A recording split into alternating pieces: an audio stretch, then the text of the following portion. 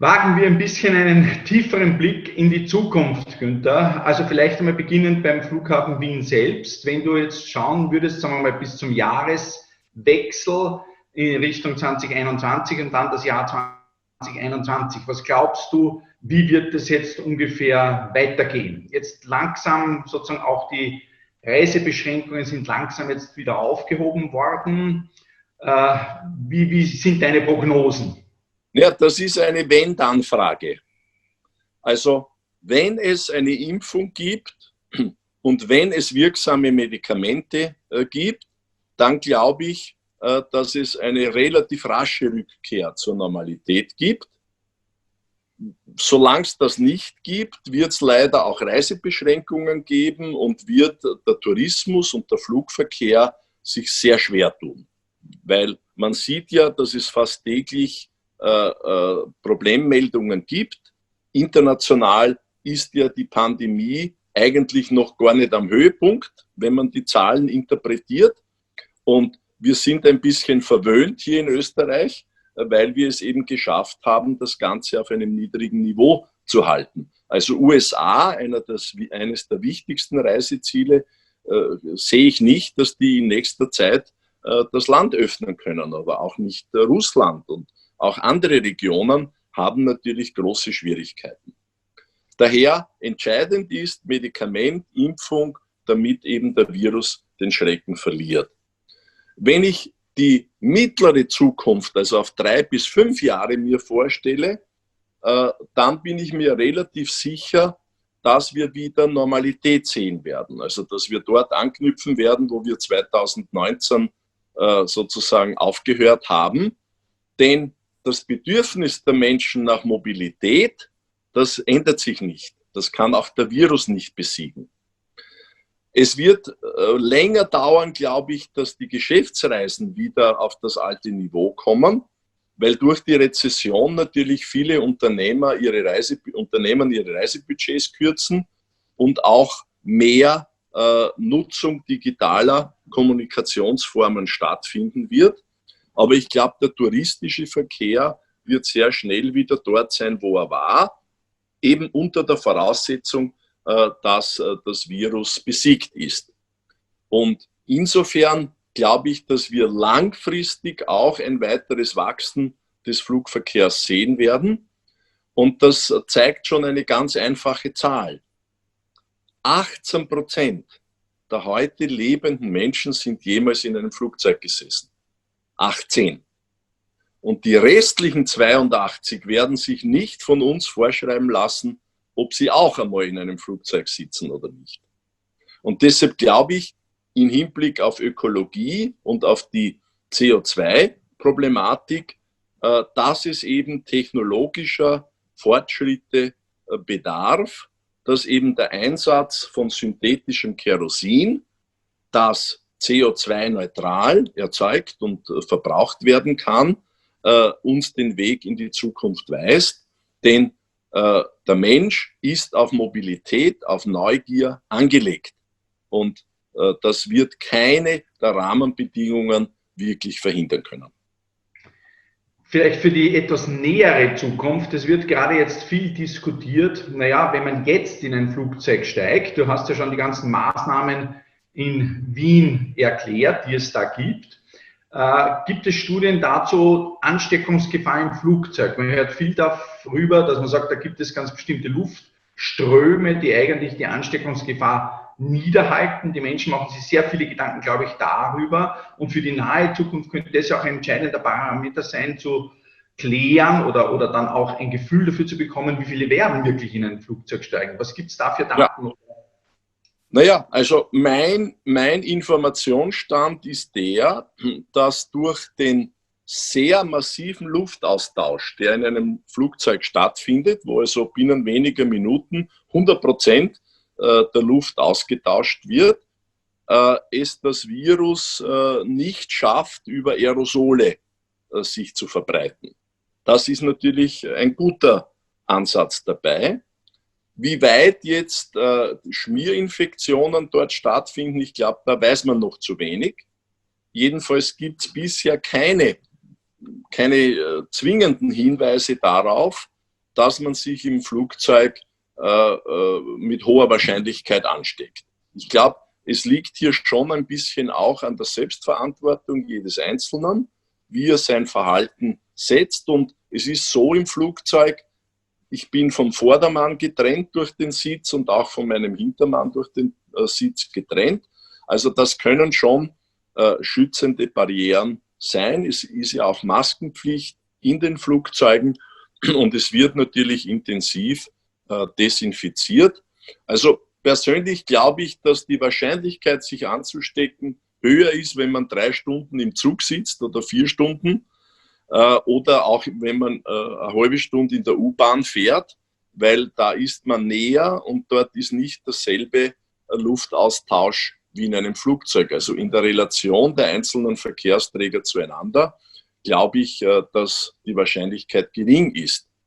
Und wenn wir uns jetzt selber als Maßstab sehen, also glücklicherweise, bei uns gibt es keinen einzigen Fall, wo sich Mitarbeiter im Betrieb angesteckt haben. Nicht vorher und nicht seither. Also weder bei der Sicherheitskontrolle noch bei den vielen anderen Prozessen, wo man sich zum Teil notwendigerweise näher kommt, hat es bisher einen Infektionsfall gegeben. Also es scheint tatsächlich so zu sein, dass das Zusammensein in einem geschlossenen Raum über eine gewisse Zeit irgendwo die Hauptgefahr ist. Ja, wenn dort nicht ein intensiver Luftaustausch stattfindet. Also die Infektion über die ausgeatmete Luft, die eben Aerosole, also so kleine Flüssigkeitspartikel enthält und dort halten sich offenbar die Viren auf und die, wenn man die einatmet, dann ist die Gefahr einer Infektion sehr groß.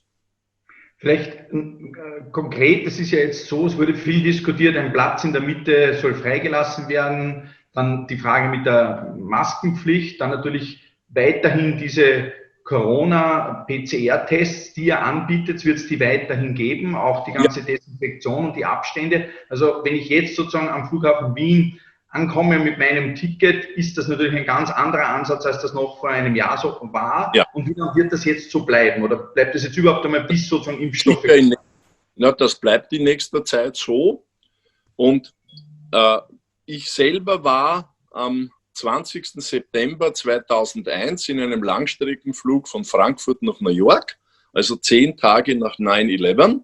Und es waren 16 Personen in dem Flugzeug, also es war leer.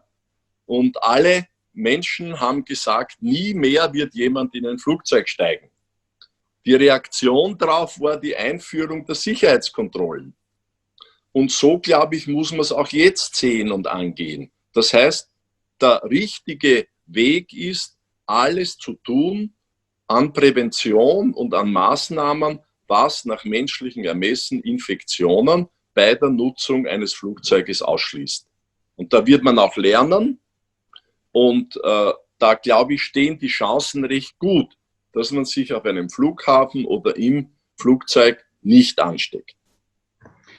Die ganze Welt diskutiert die Frage, wird der Planet, das Leben auf diesem Planeten nach Corona sein wie vor Covid-19? Was das Fliegen anbelangt, gibt es hier eine Diskussion, sozusagen wird das Fliegen mehr in Richtung elitäre Mobilität wechseln. Es gibt ja einerseits, das liest man zumindest, dass das Chartern von Privatflugzeugen zunimmt für jene, die es sich leisten können, weil dort sozusagen natürlich dann auch die Zahl der möglichen Ansteckungsoptionen geringer ist.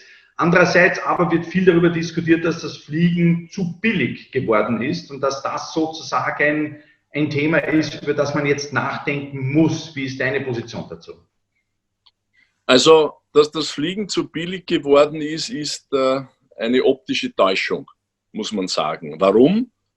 Weil natürlich viele die Log-Angebote, die gemacht werden, für bare Münze halten.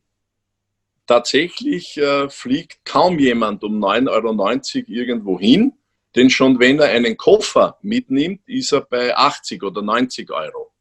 Und wenn man Wien jetzt als Maßstab nimmt, die durchschnittlichen Ticketpreise hier liegen über 200 € pro Kopf und Reise. Also es ist nicht so, dass massenhaft 9,90 € Tickets verwendet werden können, um woanders hinzukommen. Das ist eher ein Marketing-Gag und schon wenn jemand nicht elektronisch eincheckt, zahlt er um 50 € mehr pro Strecke. Und wenn er einen Koffer dazu haben will, dann zahlt er 80 € mehr pro Strecke. Also das ist ein bisschen eine Täuschung, aber grundsätzlich glaube ich, dass die Low-Cost-Carrier eher gestärkt aus der Krise hervorgehen, weil sie die bessere Kostenbasis haben. Und was auch ein völlig falsches Vorurteil ist, anzunehmen, dass sie in Bezug auf CO2 schlechter wären als die Legacy Carrier, also die großen alten Fluggesellschaften. Es ist genau umgekehrt. Die meisten Low-Cost-Carrier füllen das Flugzeug zu 100%. Also der CO2-Footprint pro Person, die drinnen sitzt, ist schon einmal dadurch kleiner. Aber vor allem, sie haben auch überwiegend völlig neue Flugzeuge. Und neue Flugzeuge verbrauchen 1/3 circa weniger CO2 pro geflogenen Personenkilometer wie alte Flugzeuge. Also hier herrschen sehr viele falsche Vorurteile.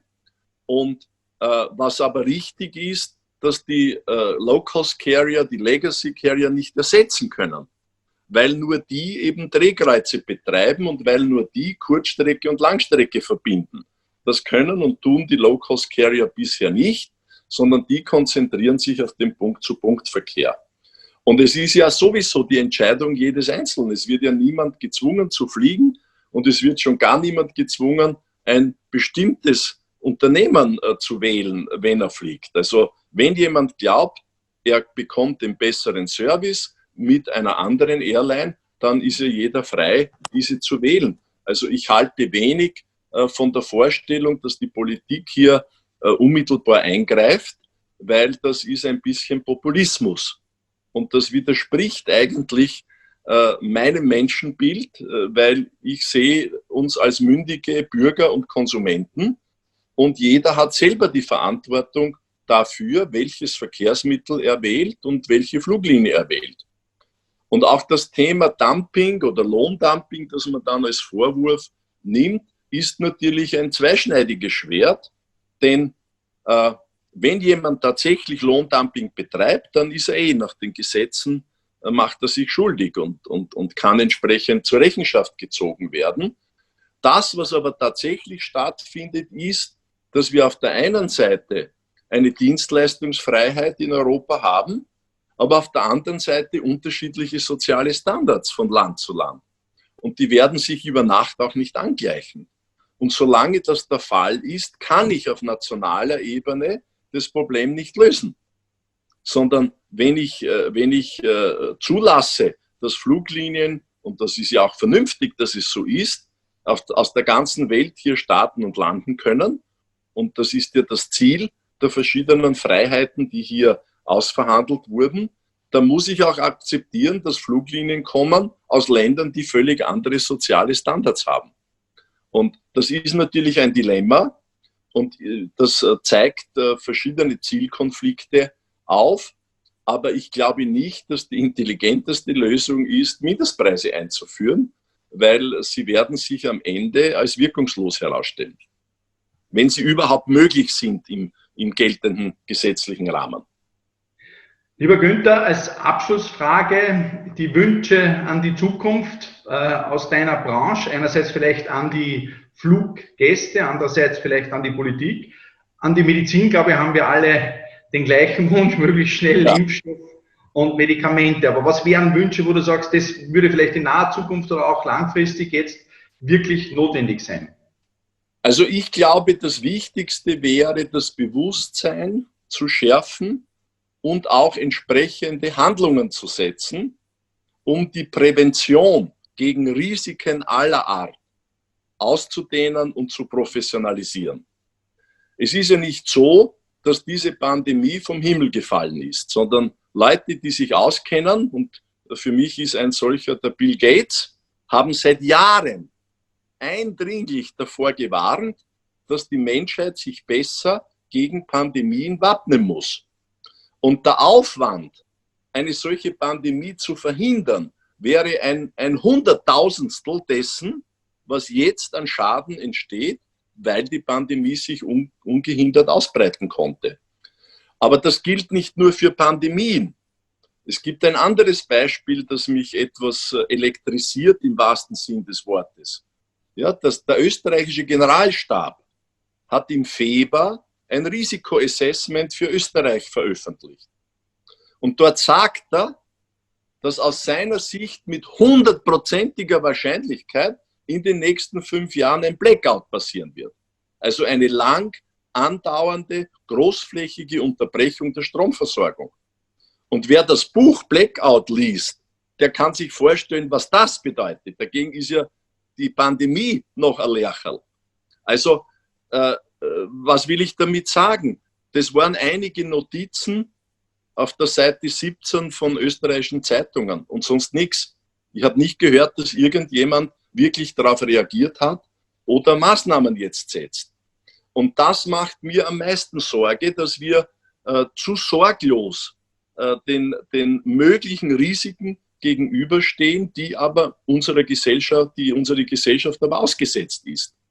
Und wenn sich nur 8% gegen Grippe impfen lassen, obwohl Hunderte oder Tausende jedes Jahr daran sterben, dann zeigt das auch eine ungerechtfertigte Sorglosigkeit. Und ich hoffe, dass diese böse Erfahrung uns dazu bringt, Risiken ernster zu nehmen und auch die Risikoprävention ernster zu nehmen. Lieber Günther, ganz, ganz herzlichen Dank für deine Zeit und für das super interessante Gespräch. Danke für das Interview. Alles Liebe.